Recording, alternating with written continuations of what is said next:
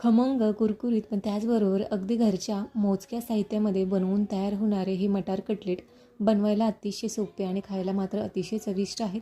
चला तर मग सुरू करूया. आता मटार कटलेट बनवण्यासाठी इथं आपण पाववाटी पोहे घेतलेले आहेत. आता हे पोहे जे आहेत हे रोजच्या वापरातील कांदे पोहे बनवताना जे वापरतो तेच पोहे इथं आपण घेतलेले आहेत. आता पोहे 2 ते 3 मिनटं छान मंद आचेवर भाजून घेतले.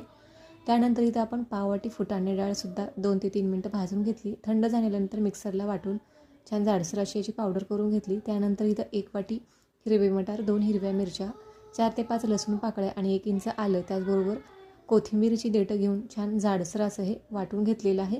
आता पिठामध्ये हे टाकून घेऊया. त्याचबरोबर यामध्ये उकडून घेतलेला 1 बटाटा, चवीपुरतं मीठ टाकून घेऊया. चिमूटभर हिंग टाकायचं आहे. त्याचबरोबर इथं पाव चमचा धने जिरे पावडर, पाव चमचा गरम मसाला आणि पाव चमचा हळद टाकून घेतली.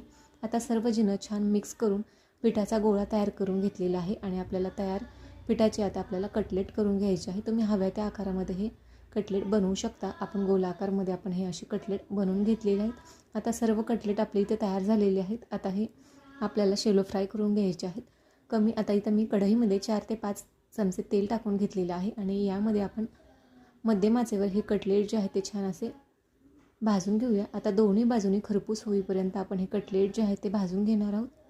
आता हे भाजून घेतलेले कटलेट आपण आता एका प्लेटमध्ये काढून घेऊया आणि अगदी झटपट होणारे खमंग कुरकुरीत असे हे कटलेट कसे वाटले नक्की सांगा आणि व्हिडिओवर नवीन असाल तर लाईक, शेअर, सबस्क्राईब करायला विसरू नका.